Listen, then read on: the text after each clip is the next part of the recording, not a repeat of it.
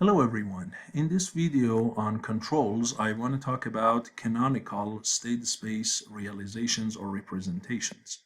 So, if you watched my previous videos under the controls playlist, you know that when we want to basically represent a linear time invariant system, there are three ways in general that we can represent the system. The first one is the governing ODE, which could be, depending on the degree of freedom, let's say if it's just 1 degree of freedom, it could be 1 nth order ODE.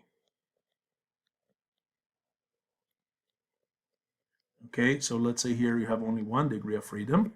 So 1 nth order ODE is 1. The other one is you break it down into n first order ODEs by using the dummy variables, and you call that state space representation. And the other one is you apply Laplace transform on this nth order ODE using zero initial condition, and you get what we call a Laplace transform of output over the input, which you call it a transfer function. So we have these three major ways for LTI systems, and in my previous videos you have seen how to go from the nth order to this state space, right? And how to apply Laplace and to go to transfer function, right? And here, if you basically cross-multiply this and apply inverse Laplace transform, you can go to that. Or if you merge these first-order ODEs, you can go from first-order to nth-order ODEs. So the things that are important is how to go from the state space to transfer function and how to go from transfer function to state space. So this is what I want to focus a little bit more today, although I kind of mentioned it in one of my earliest lectures on state space, but I want to focus a little bit more on that, especially the part that you go from what? From the transfer function into what? Into the state space. Okay, so we want to focus on that part here. So if I have a transfer function g, which is y over u, I want to convert it into equations of form x dot equals ax plus bu, y equals cx plus du, where n is the dimension of x, m is the dimension of y, and p is the dimension of u in general, and this x is a vector, okay? So it is like that, really. Good, even u and y can be vector as well in general. If they are vectors, then you don't have one transfer function. You're going to have what? You're going to have a matrix of transfer functions. So here, for the sake of simplicity, we assume that y and u are just 1 and 1 in dimension, but your system is nth order, so you're going to have n states. But as I said, you can have several inputs, several outputs, and then you're going to have a matrix of transfer functions for MIMO systems. So here, we mostly focus on SISO, single input, single output systems. But we can expand it. So, if you want to go from state space to a transfer function, the conversion is unique. It's a unique conversion, and it can easily be done by applying Laplace transform. It's very easy. So here, you apply Laplace transform to these equations and assume zero initial conditions. So Laplace of x dot becomes sx, and then ax plus bu, Laplace of y becomes y of s, and then cx plus du. Now from here, what you do is you bring this x term to the other side, and this s is a scalar, so you can also write this as s times I times capital X. And if you factor out the x here, you'll get si minus a, the whole thing times x, right? Equals b times u, where here capital letters are for the Laplace domain. And then in order to find x as a function of u, you multiply inverse of this si minus a by bu, and so you get this top relation. And now, if you replace this top relation with x as a function of u into the bottom formula, you get finally what? This guy here in red, where x here is eliminated and you only have a relation between y and u. Now, if you divide both sides by a u, the transfer function y over u is going to be what? Is going to be this important formula number 2. So the transfer function is c times si minus a inverse b plus d. Okay, that is your transfer function, and you see there is only one transfer function that you can possibly get, because once you plug in a, b, c, d, there is going to be only one ratio of polynomials g that you're going to get. So it's a unique conversion. Okay, let me show you in MATLAB before we go and talk about transfer function to state space. So here in MATLAB, let's say I make a transfer function g, which is a transfer function of numerator 1 and 1, and let's say the denominator is 1, let's say 3 and 4. Okay, so that is my transfer function. And if I want to get what? The state space representation of the system, which is what we're going to talk next, there is this command called tf to ss, transfer function to state space. And all you need to pass to it are these numerator and denominator. And the result that it gives you back is what? A and B and C and D matrices. Okay, so if I do that, look, this is my A, this is my B, this is my C, and this is my what? D, right? So here I have the A, B, C, and D matrices. Now, how can I get them back to the G? As I said, it's this formula, CSI minus A inverse B plus D. So look here, if I define a symbolic variable S, sims S, and then I type the formula, which was C times inverse of S times I of 2 and 2, or I of 2, the same dimension as the order of the system, minus A, right? This is times B plus D, right? Look. You see that? If I say, write it nicely for me, and compare it against G that I have, you see they are the same thing. Look at them. You see? So once I have my ABC matrices and D matrices, going from ABCD to transfer function, there is one unique way, which is this formula, and I have it. And in MATLAB, again, if you want a command for it, we have a command for that. So if you want to get numerator and denominator from ABCD, you go and say num and denom equals SS to transfer function. And here you have to pass to it A, B, and C, and D, like this. And it should give you the same numerator, you can see 1, 1, and denominator 1, 3, and 4. Okay, so you can do it with either formula, either the built-in command or that formula that I showed you. Both ways you can do it. And there was a unique way. Now, the other way around, if I give you the transfer function and I ask for ABCD matrices, there is not a unique way. There are actually infinitely many possible ways you can go from a transfer function to what? To state space representation. Okay, so it is not unique. Why is it? You might say, well, look back at your MATLAB. When you got ABCD from this numerator denominator, it only gave you one solution for ABCD.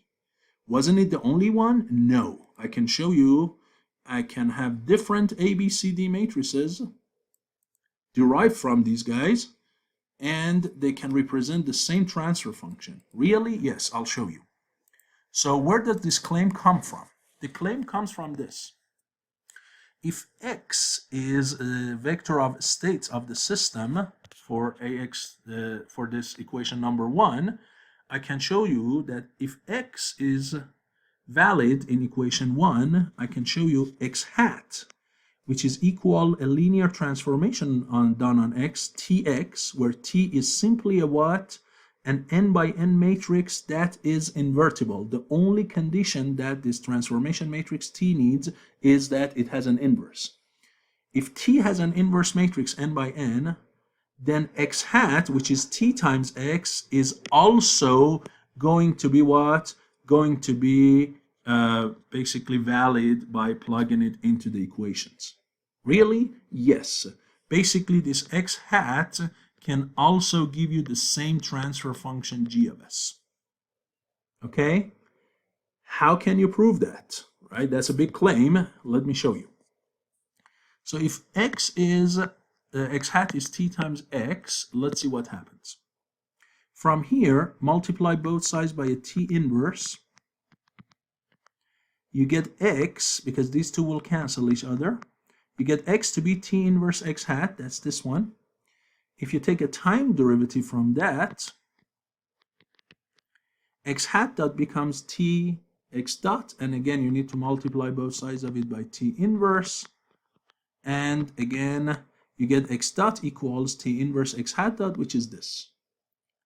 Now if I plug in this relation 4 back to equations 1, wherever I have x and x dot, I replace them by t inverse x hat and t inverse x hat dot, I'll get this. Look, this is the x dot, this is a times x plus bu, y equals c times x, that t inverse, plus du. Yes? So I get this set of equations, these ones. Now here, I multiply the top equation by a t, both sides of it, just so this t and t inverse will cancel each other, so I get x hat dot to be equal to what? t inverse times x hat plus tb times u. Y becomes ct inverse times x hat plus d times u. So I can say that by doing this linear transformation, my new state space equations are now in this format, or if I write them as x hat dot equal a prime x hat plus b prime u, and y equals c prime x hat and plus d prime u, then a prime all the way to d prime matrices are these guys, as you can see in the top equation. Right? So this is my new state space representation. But now my claim was this. If I use the same a prime, b prime, c prime, d prime, and I plug them into this conversion formula, which in this case becomes c prime times what? si minus a prime inverse times b prime plus d prime, that should be the same g of s that I got with what? With the original matrices, with A, B, C, D. So now I'm claiming these two are the same thing. They're going to give rise to the same transfer function. So it doesn't matter which one we use. Either of those can be a state space representation matrices. They both lead to the same transfer function, where A prime to D prime are given by relation 5. How can I show you that? Well, let's see. So for that, I just calculate this new transfer function, and that is right shown here.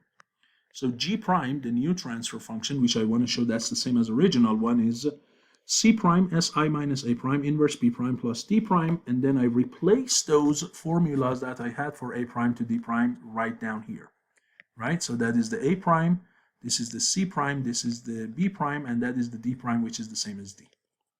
Now what would you do? You replace this I by T inverse, which is what you can see here.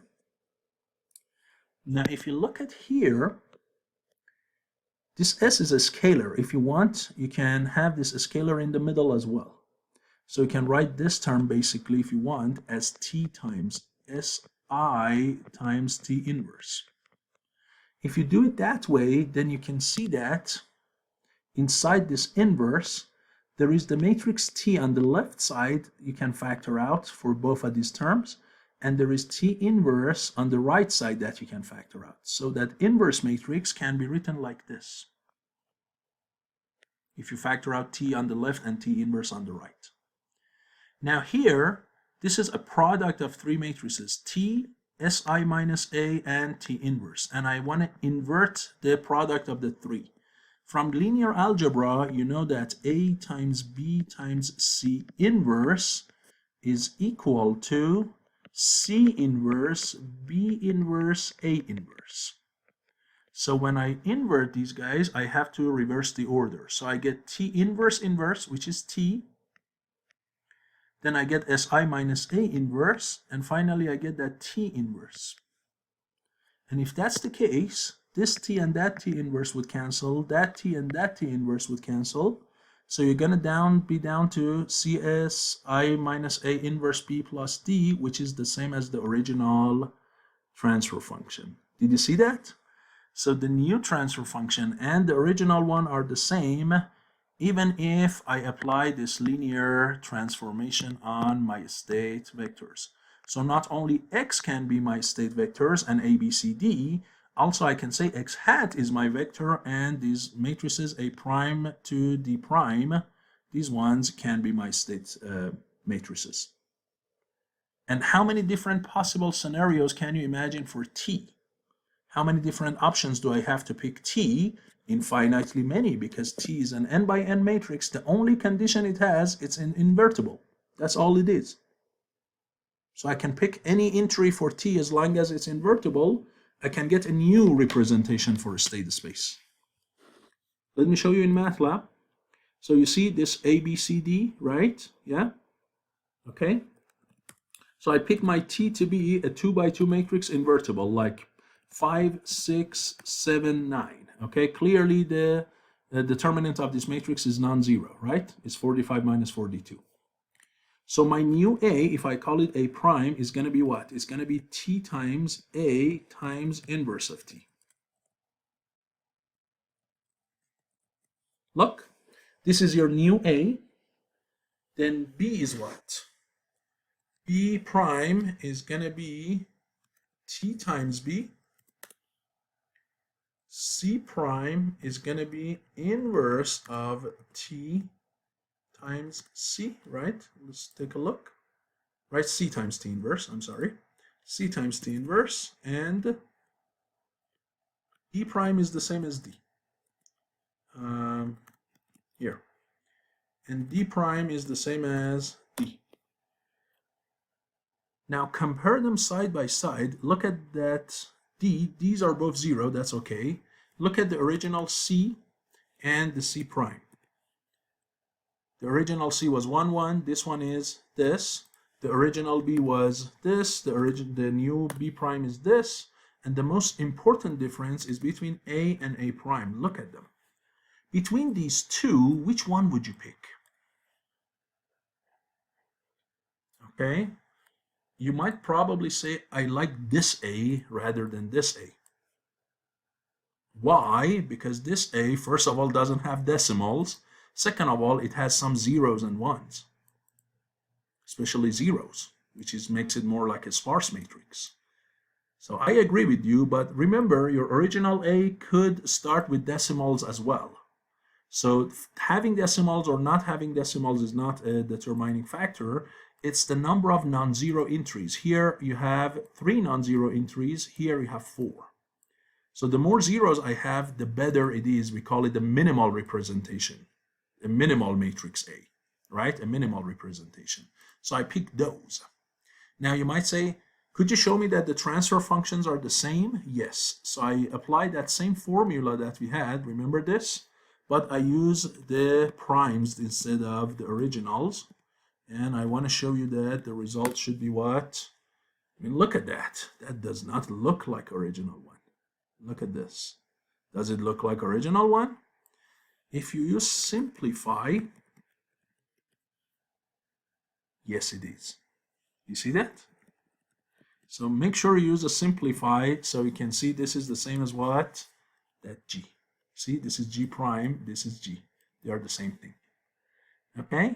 So it doesn't matter which one I pick. And could I have changed my T to something else? Yes, I could have picked some other numbers. As long as the determinant is not 0, I get some new ones, and they are the same, they are representing the same system. But as I said, our goal is to have as many zeros as possible in A's, B's, C's, and D, okay? Especially A, B, and C. So that is where we come down to this topic of today's lecture, which is canonical state-space realizations or representations. Canonicals are the ones that are minimal representations. They are the ones that have maximum zeros in A's, B's, C's, and D's, okay?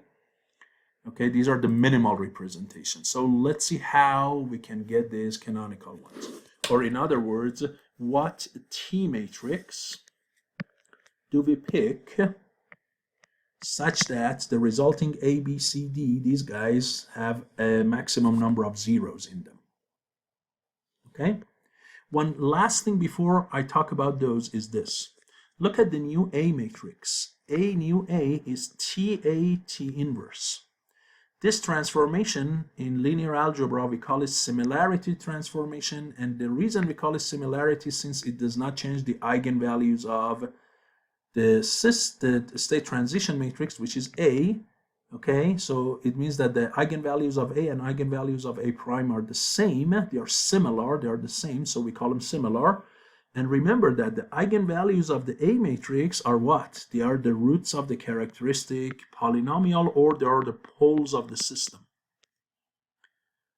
So if the system was stable and stability was determined by these poles, if the eigenvalues of A, they have negative real parts, also the eigenvalues of A prime will have what?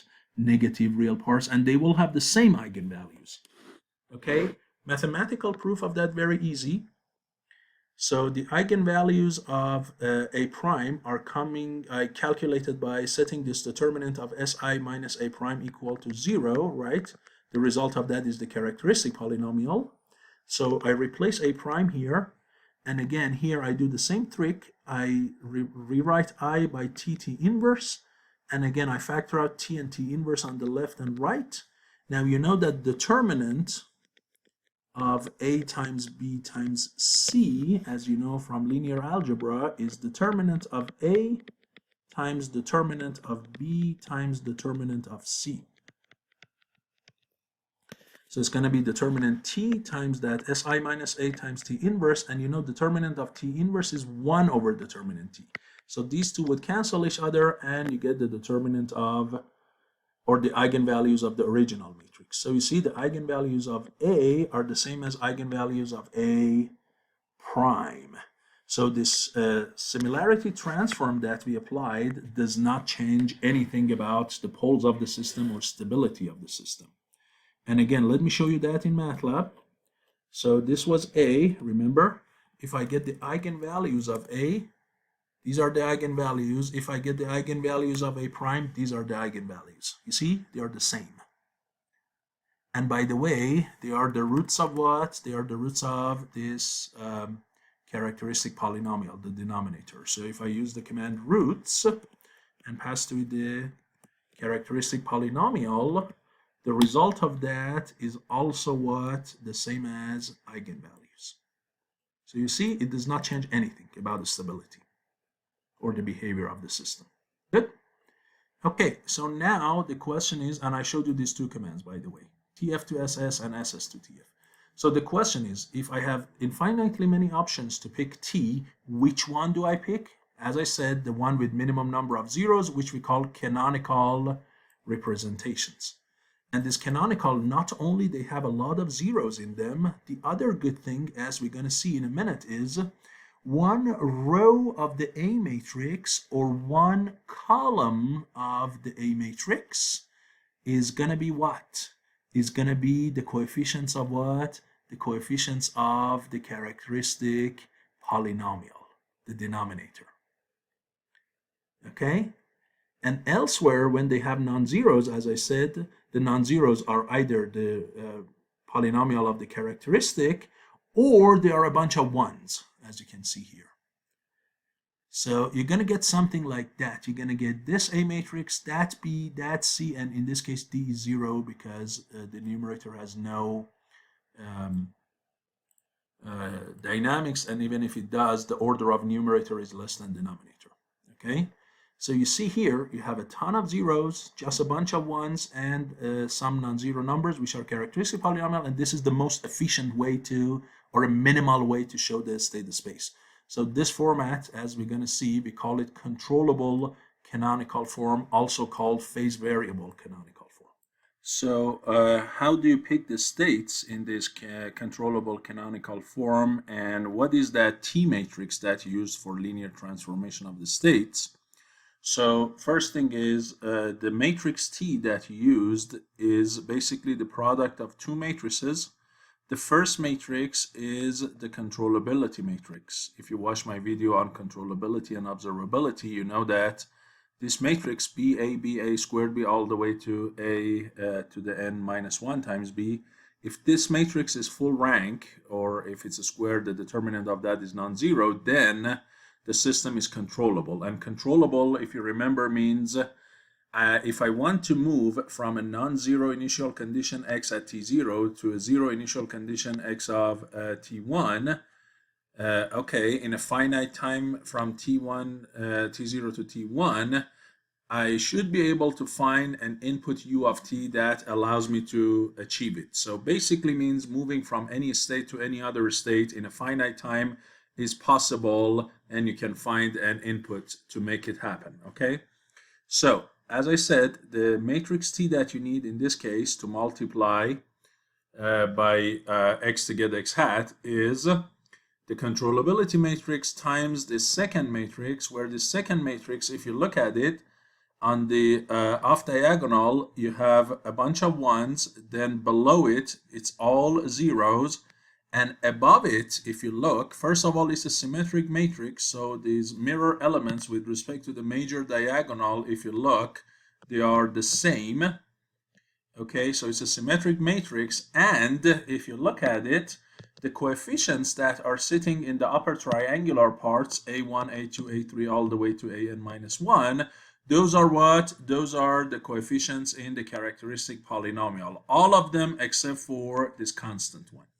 Okay, so if you form that symmetric matrix, upper triangular, and pre-multiply by controllability matrix, that gives you what? The T matrix that you need. So this is for the T matrix. Now, if somebody says, how would you pick the states? You can say that if my transfer function here has only denominator, no numerator, so it's simply just 1 over a polynomial, then the way you do it is you pick your output of the system, y, to be your first state, x1, and then x2 is the derivative of y, so x2 is y dot, x3 is y double dot, and all the way. So xn basically here is the n minus 1th derivative of what? Of y. Okay, so this is how you pick your states.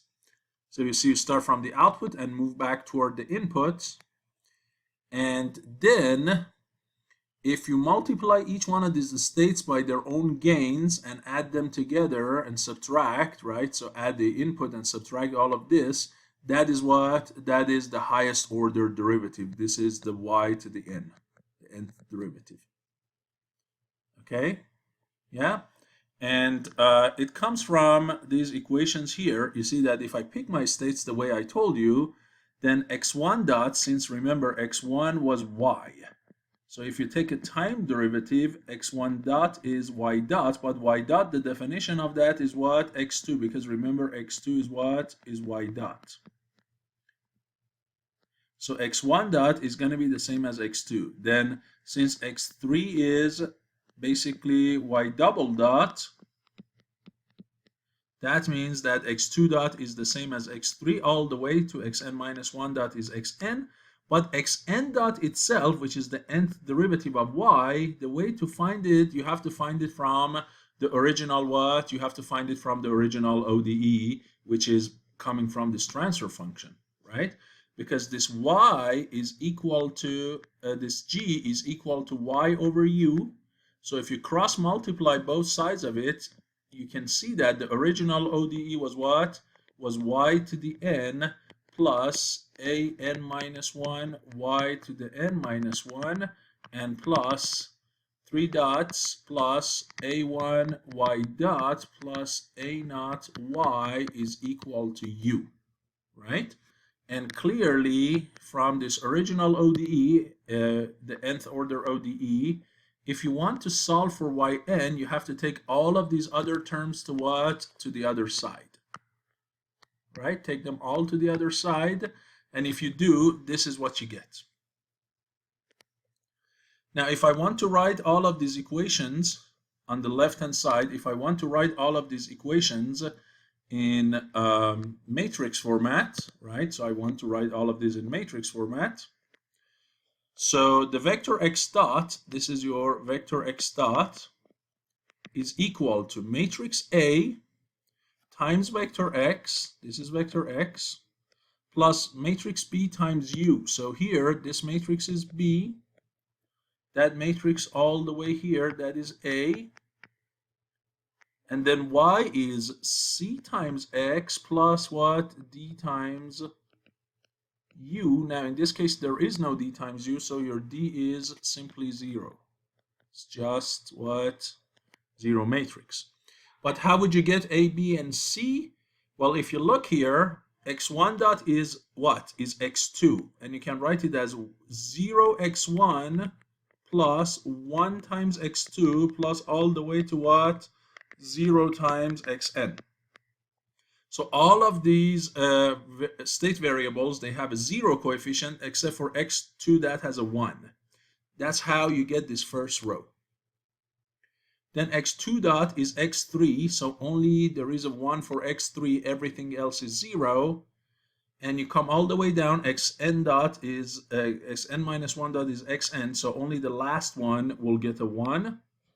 And then the last row, if you look at it, the coefficient for x1 is negative a naught, for x2 is negative a1, all the way to negative an minus 1, and this is exactly this last row that you can see. And this last row, again, is what? As you can see in green box, this is the characteristic what? This is the characteristic polynomial, right? So the last row of your A matrix is what? The characteristic polynomial. All of these coefficients are in the last row. And also, in none of these equations there is a u except for the last one. None of these equations here, from here to here, they have any u, so all of these u coefficients are 0. The last one is 1 times u, so that's where you get this 1, the last element of b. Also, since your output y is equal to x1, or 1x1 plus nothing else, so here you get 1x1, no other x, and there is no u. In the definition of y, there is no u, so the coefficient of u, which is D matrix, should also be what? 0, right? So that's how you get A, B, C, and D for the controllable canonical form. Okay, and this is the block diagram of it. This is the way that you pick the states. These are the matrices.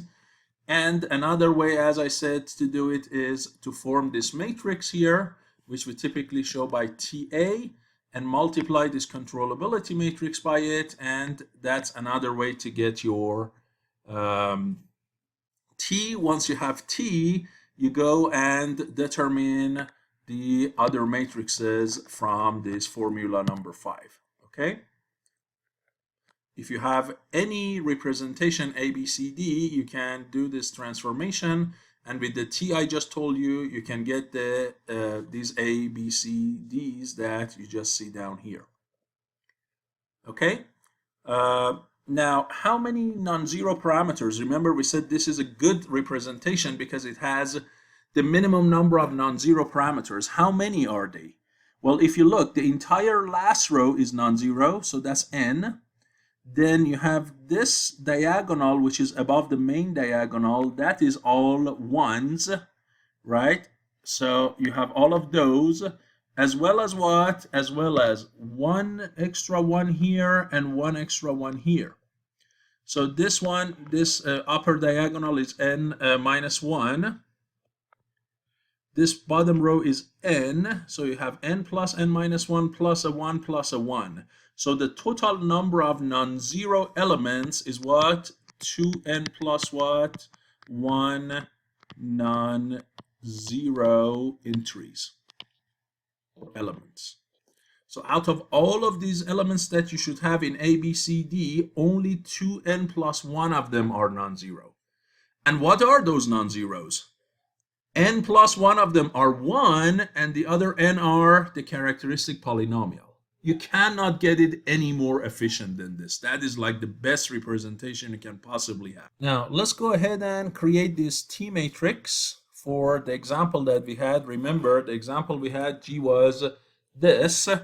So if we look at here, the parameters we have is n is equal to 2, and then an minus 1, which is a1, and a0. That's all you have, a1 and a0, and a1 and a0 are 3 and 4. Okay, that's what you have. Remember, you also had some A, B, C, and D matrices.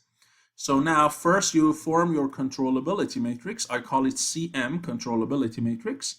And remember, the formula for it is what? If you remember, is B and AB all the way to n, but n, remember, n in this case, in this system is 2, so all you need is B and AB. That's all you need.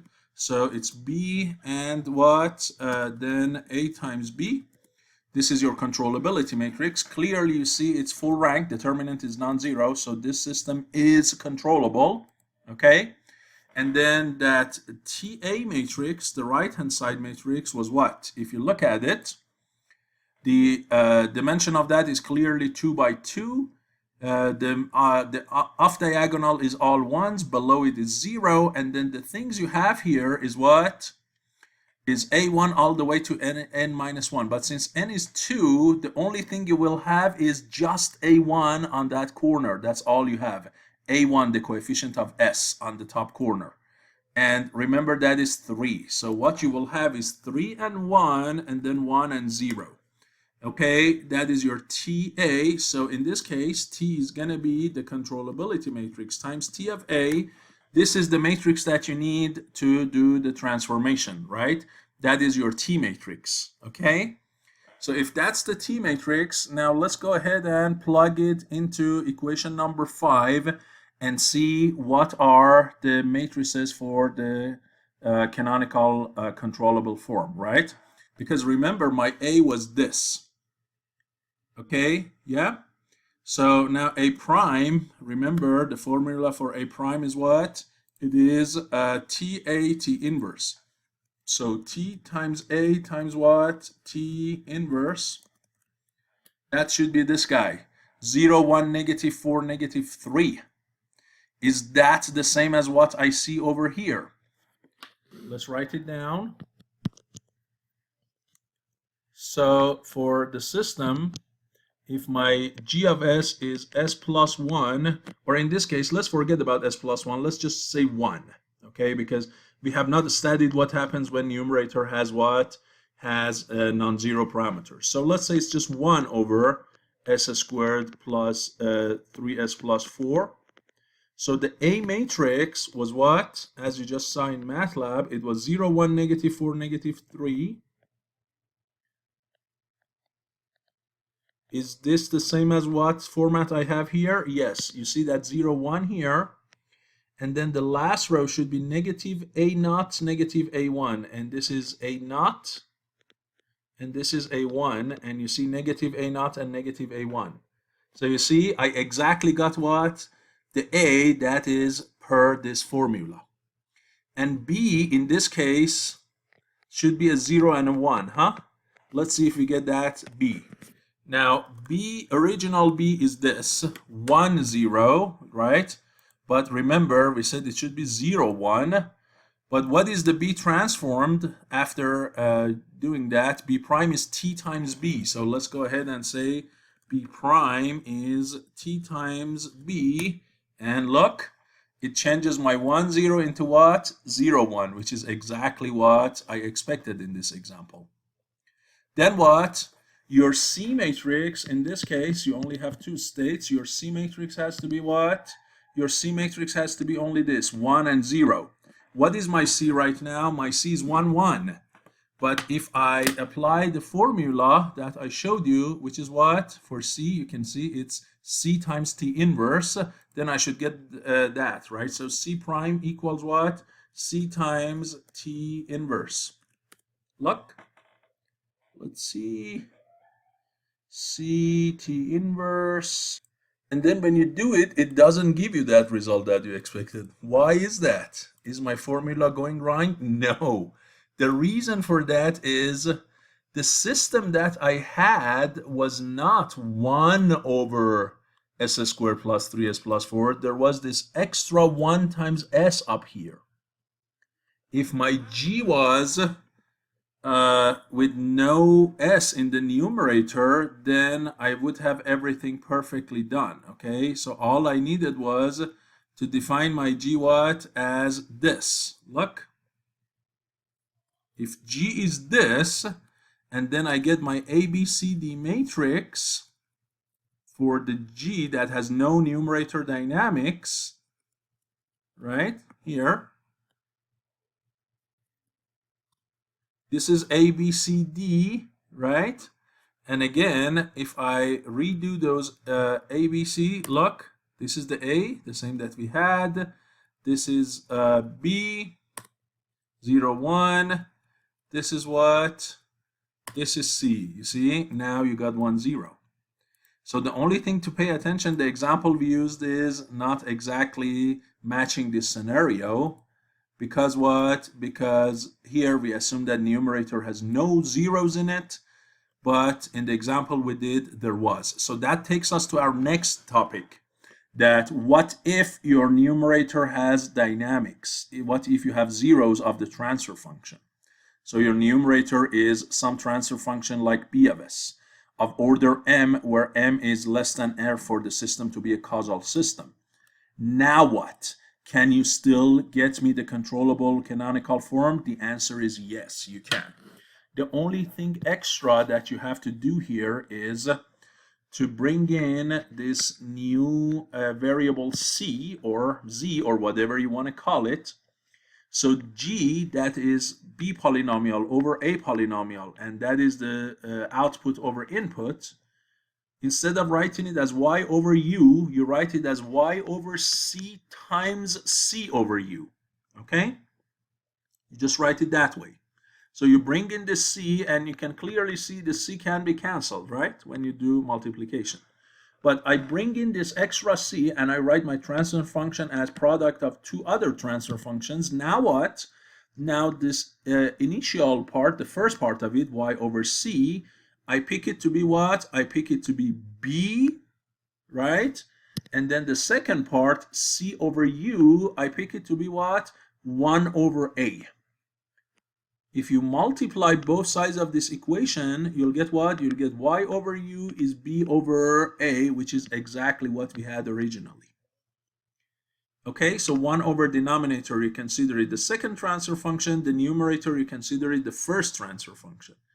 Why would you do that? Why would you do that? The reason is this. Now, if you look at this second one is exactly matching what I had earlier. The transfer function that I'm going to convert to state space has a 1 and then a denominator. Look, a 1 and a s. So if I want to convert this system into state space, it's the same as before. What did we choose last time as my states? I chose x1 to be y, x2 to be y dot, x3 to be y double dot, and so on. Yeah, this is what I chose as my state. This time, what do I pick? This time, I pick my x1 to be what? To be the c variable, c of t, and then what? x2 to be c dot, and x3 to be c double dot, and so on. So exactly like last time, x1 dot is x2, x2 dot is x3, all the way xn minus 1 dot is xn, and xn dot, which is cn, can be found from the original what? ODE, which is this. If you write this set of equations as ax plus bu, x dot equals ax plus bu, which you can see here, the thing is your A matrix will be the exact same thing as you had up here. It's the same thing. And your B matrix will also be the same thing. You see, so no difference. A and B are exactly like the case that you didn't have any numerator dynamics. So what's the new thing? The new thing is now y over c is b. y over c is b, so y is b times c. Okay, so that thing should be multiplied by c of s. And if you write the corresponding ODE for this, what would it be? So if I write the corresponding ODE for this, that's exactly this guy. That y equals what? bm times xm plus 1, b1 times x, all the way to b1 times x2 plus b0 times x1. You might say, well, that doesn't look like that. You are right. Because actually, if you write it initially, that's not what it would be. What it would be is y equals b times what? b0 times c, yes, plus b1 s times c. S times c is the derivative, so it's going to be b1 times c dot plus all the way plus what? bm times the nth derivative of c. So this is what you get. Now, because the way you define your c's, c is x1, so I can replace this with x1. C dot is x2, so I replace it with x2 all the way, and finally this cm is going to be what? Is going to be x to xm plus 1. So if you replace those definitions, you get your output equation. And now if you write this output equation as cx plus du, clearly the coefficients of this x1 to xm plus 1, you're going to get something like this. Okay? And the d again is what? 0. So your d is 0 because you don't have order of numerator bigger than or equal denominator. Okay, so a portion of your C matrix will have non-zero values. The rest of it will be what? 0. Do you see? Still, this is minimal representation. Still, B has only one non-zero at the bottom. A has these upper diagonals of 1 and the characteristic polynomial coefficients, and the coefficients of the numerator, the b naught all the way to bm, appear on the left side of what? On the left side of matrix C. Okay? Yes, that's all it is. Now remember the example, the original example we had, s plus 1 over s squared plus 3s plus 4. Here, a and b are the same as before, right? A and b are the same as before. Your C matrix will have both of these coefficients, which is 1 and 1. And if you remember, my C matrix, even when I applied the T transform, my C was 1 and 1. Okay? And that's exactly what you have here, these two coefficients. If I didn't have this term, it would be what? It would be a 1 and 0. But because I have this 1 is going to sit right there. Yes? You see that? Very, very easy. Okay? So if I have numerator dynamics or I don't, all I need is to basically choose my states the way I showed you. And this is the block diagram for this scenario here, right? So in this case, if you look the way that these states are picked, y is a combination of what? Of b0 times x1 plus b1 times x2, b2 times x3 plus dot dot dot times, now this is just for 4 of them, but you can add as many as you want, b3 times x4, right? So that's basically this equation.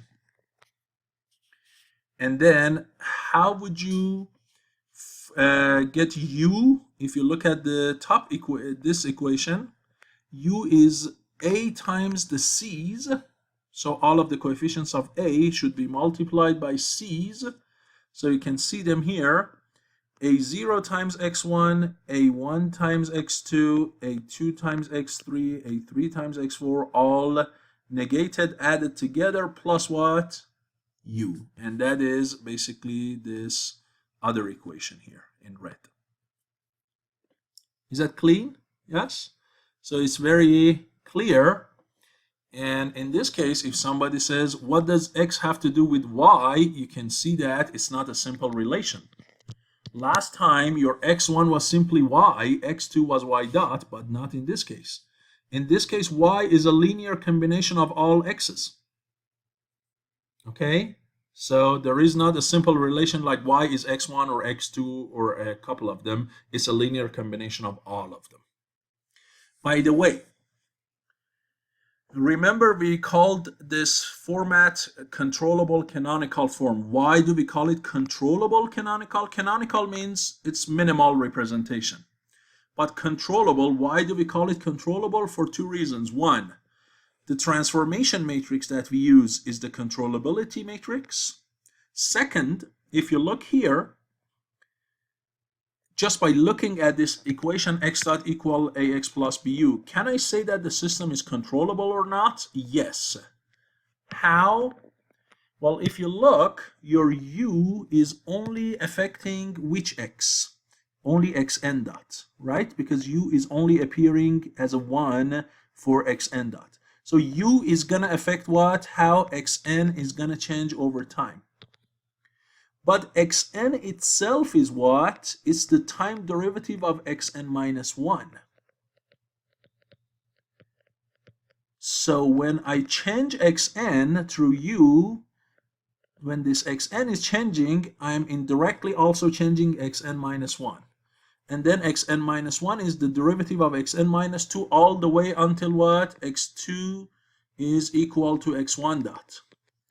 So you see, it goes up. This change that starts from the last state, it goes up one by one until I can indirectly finally change what? X1. So we say in this format, all the states are controllable. We are what? The last state, because only last state is directly affected by u. Okay, good. Let's go to the second format or form of canonicals. This one is called observable canonical form. Where does this name come from? Well, here you can see that the transformation matrix T that we need comes from that same TA that we had earlier. Remember this TA? Still the same TA. Look, one on the off diagonal, a bunch of zeros below diagonal, and all of these parameters of the characteristics are above diagonal and is symmetric. And it's multiplied by this matrix. What matrix is this? Yes, as you know from hopefully my lectures, this is your observability matrix.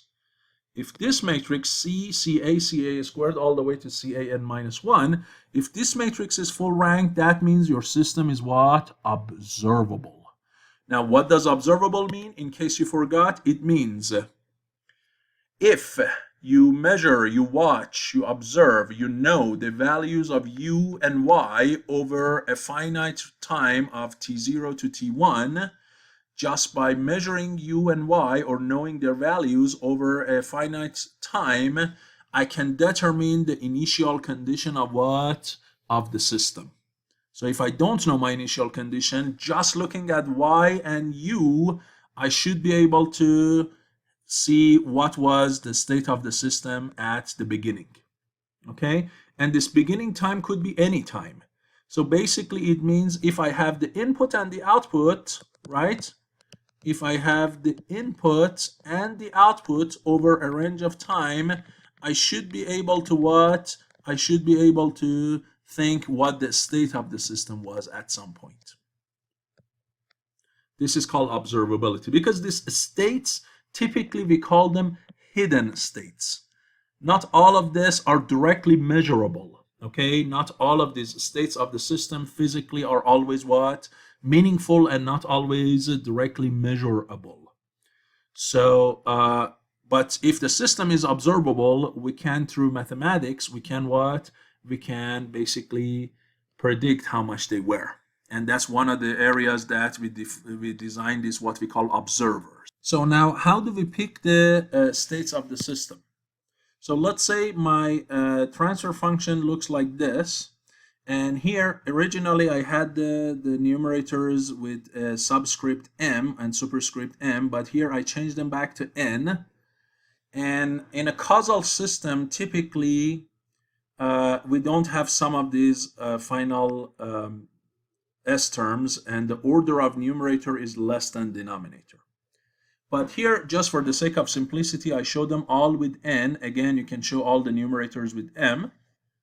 But as I said, some of these terms are typically non-existent, so these coefficients means that coefficients, those are 0.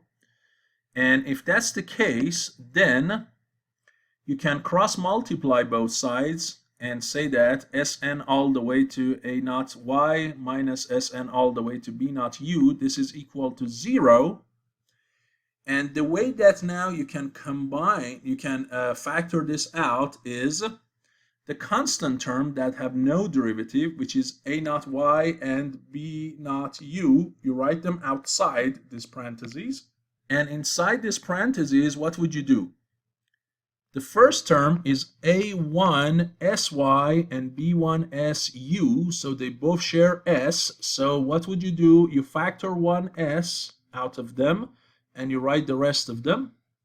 The second two terms, which are like a2 s squared and b2 s squared, they have another s, so not only you factor this s, you factor another s out of them, and they're going to come right here, and you keep factoring out until you have the highest power of s, which basically makes what? Which basically make it like s times y plus an minus 1 ys minus bn minus 1 times what? us. And you might say, well, what happened to the Sn times u? You are right. This should not exist. Okay, so here I can say that to make it more correct, I should say that this term does not exist. Because if it does, if both go to the power n, then your numerator and denominator are of the same order, and that's not a causal system. So here we just neglect that s to the n term, and that's where you only get this guy here. So you factor it like this, and now what? Now the y itself, like the controllable one, the y, the output, you still call it x1, no worries. But x2, this is not going to be equal to y dot anymore. X2 is going to be all of this term in the first parentheses, which is sy plus an minus 1 ys minus bn minus 1 us. So if you look at the time domain, x2 is what? Y dot plus an minus 1 times y minus bn minus 1 times what? Times u. This is your x2. And then as you go to x3, x4, xn, this parenthesis gets bigger and bigger. So your final xn is going to be all of the terms inside the green box. Okay, so this xn is going to be very big, right? This xn, just one derivative of that xn plus the rest of it is equal, plus these two terms is equal to 0. Okay, so you can clearly see that this whole thing here, from here to here, that whole thing is xn. Right, so xn is what? This is like y to the n minus 1, right, as you can see, and then plus like an minus 1 times y to the n minus 2, and so on and so forth, right? And then, of course, every time you have a positive y, you should have a negative u as well. So here, this is going to be like minus b to the n minus 1, u of n minus 2, and dot dot. So your x's, the terms in the x's will get bigger as the index gets bigger. Okay, now you might say, gosh, that's not an easy way to pick up on this x vector, right? Yes, but the good thing is if you do so, if you pick them the way I told you to pick them, your state space equation can be written quite a bit nicely. How come? Well, here, remember x1 is y and x2 is what? Look at the definition of x2. x2 is y dot plus an minus 1y minus bn minus 1u.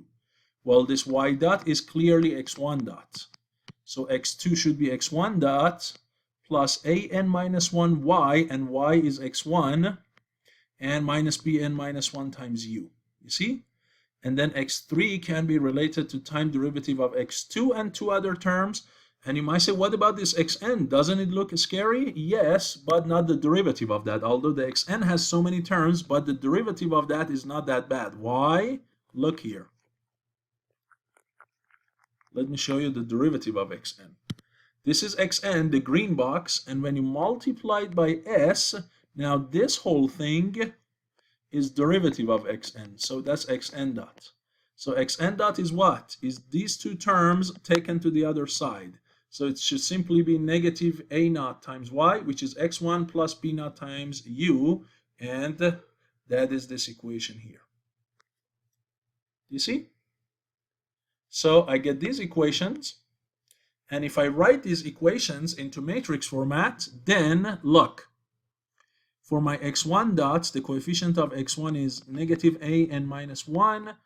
For x2, it's 1. Everything else is 0. Similarly, for x2 dot, the coefficient of x1 is negative a n minus 2. x2 does not exist, 0. x3 is 1, and so on and so forth. So if you look at your A matrix, what's special about A matrix? Yes. Again, it has this upper diagonal of 1, everywhere else is 0, and then the first column this time of the matrix A has the characteristic root coefficients. Remember, in controllable format, canonical controllable, the characteristic coefficients were in the last row. Here they are in the first column, as you can see. Okay? Your C matrix, clearly since y is equal x1, is just 1, 1, and no zeros. And your B, because you have numerator dynamics, your B is going to be what? Is going to be all of these numerator coefficients. So this is also what? As efficient as it could be. If you don't have any numerator coefficients, then all of them will be 0, except for this one that might be like a 1 or something. Yeah? The way that you want to show them as basically a block diagram is like this. So here, x1 is the same as y, but this term here, which is x2 dot, or x1 dot, sorry, this is x1 dot. As you can see, x1 dot is what? x1 dot is directly related to x2. This coefficient times x1, and that coefficient times u or r. If you want, you can call it u instead of r. Okay, so this is a block diagram to show what? To show the observable canonical form. Again, you see it is very efficient. Now, one important thing is, I showed you there are two commands in MATLAB for going from state space to transfer function and vice versa, and those commands were what? If you remember, TF to SS and SS to TF. But this SS, the state space that it gives you, is it the canonical controllable form or is it the canonical observable form? None of them necessarily. It just gives you one possible representation, and it does not necessarily is equal to any of these. So do I have any command in MATLAB that can give me canonical, observable, or controllable form? The answer is no.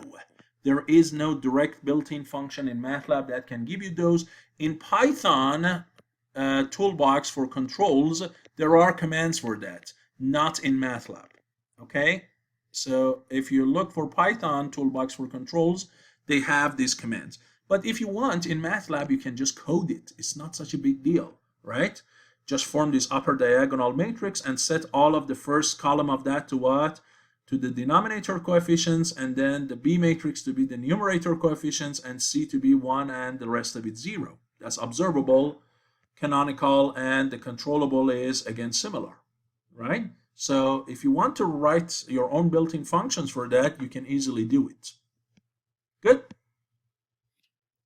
One other thing to add, they say that in this representation, all states are observable via the first state. How is that possible? Look here. The only state that I can see in the output is the first one. So if I observe y, as I mentioned earlier, if I observe y, that means I have x number 1. But if I know x number y, can I see other states too through that? Yes. Why? Because you clearly can see that if I know x1 and I can find its derivative, which I can do, and I have the input, look, input and x1, that means I also have what? x2. If I know x2 and its derivatives, and the previous x1 and u, that means I can have what? x3. So if I just start from y, which is x1, and u, I should be able to estimate what? All other states of the system. Thus we say the system is what? Observable via the first states. That's the reason we call it observable canonical form. One last thing that I want to mention about this observable canonical form is sometimes the order of the states is the exact opposite, the inverse of what we picked here. So instead of this inner one to be x1, and then as you make these boxes bigger, you go with x2 all the way to xn. Sometimes you go backward. That biggest one you pick as x1, and then you go this way to xn. If that's the case, then instead of this format that you will get for A, B, C, D, you'll get this one here, where, as you can see, instead of the first state being observable, is the last one, and then the order of the B's is exactly backward. Instead of Bn on the top, B0 at the bottom, it's the opposite. And instead of all these from first column being negative an to negative a0 is from negative a0 to negative an. Okay, that's one of the things you see in some of the books or lectures is this is the observable form they give you instead of that top one. And if that's the case, if I put it right next to the controllable canonical form that we derived up there, you see some very interesting thing between these two formats. What is that? You can see that the C matrix of the observable form is the transpose of B of the controllable form. You see that the B of observable is the transpose of what? C of the controllable. And you see that A of the observable is also what? The transpose of A of the controllable. And if there was a D, the D's will also be transpose as well. So the D of them is the transpose of each other. The A's of them are transpose of each other. The B's and the C's not only transpose, but they have to be swapped. So that's why we call the controllable canonical form. And the observable canonical form are what? They are dual of each other, or the transpose of each other. So if you ever hear this, they are dual of each other, you can see why. And you see a lot of similarities between them in terms of the number of zeros and non-zero elements that they have. Very similar behavior. Okay? The last one that is not as common as these two, but you might hear it, is called Jordan canonical form. This is when, instead of having my main matrix A, the state transition matrix A, to be something like one row or one column of non-zeros and then upper or lower triangular with a bunch of ones, you try to make this A entirely diagonal. So you try to what? Fill A with diagonal entries only, and only these diagonals will of course have to be what? The eigenvalues of A. So if you make A to be something like this, then that format, that state space representation that you would get where A is diagonal with eigenvalues on it, this is called the Jordan canonical form. Can you always get it this perfect diagonal? If and only if your matrix has distinct eigenvalues. All eigenvalues are different from each other, you can. If the eigenvalues, they have some repeatedness in them, some eigenvalues, they are repeated more than once, then it's going to be what we call block diagonal. So here, lambda 3 is repeated twice, lambda 1 and 2 just once. So if you look here, this portion is not perfectly diagonal. You have this one off diagonal. So we call it what? We say this is this block, this is this block, and then you have that 2 by 2 block. So we call it block diagonal. You can get this to be your A. So this format is what we call Jordan canonical form, right? So, for instance, let's say my transfer function has 3 distinct poles. And remember, poles are the eigenvalues of A as well, right? If it has 3 distinct poles, P1, P2, P3, and if I do partial fraction expansion, PFE, on the G here of order 3, then this is the result of what? Partial fraction expansion. K1 over S minus P1 plus K2 over S minus P2 plus K3 over S minus P3. If I have these, what are going to be my A, B, C, and D matrices? As I said, A is going to be diagonal with these poles on it, or eigenvalues. B is going to be all ones. C is going to be all the numerators. And D in this case is, of course, 0. And the way that you can show the block diagram of it is something like this, where basically you can see that the dynamic of x1 is only determined by x1.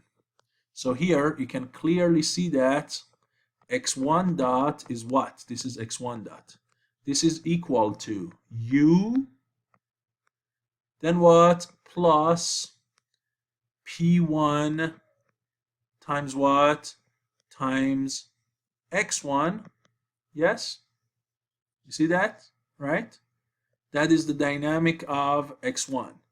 x2 has its own dynamics, x3 has its own dynamics.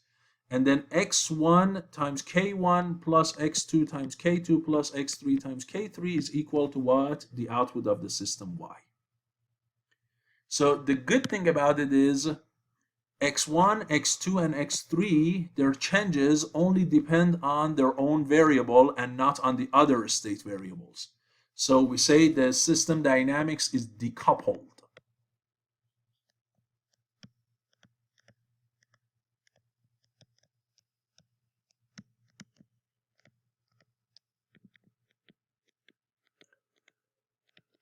So the change in x1 is not going to affect x2, the change in x2 is not going to affect x3, and so on and so forth. Okay, so this is Jordan canonical form, and if you ask what kind of T matrix was used, the T matrix here is Q inverse A times Q, and this is not the T matrix that you use in this x hat Tx. This is basically the Jordan version. So this is basically not T, this is that A prime. This is the A prime here, this new matrix, which is going to be Q inverse A times what? Q. So again, this is not T really, that is the new A matrix. Remember the other A matrices? What was the other A matrix?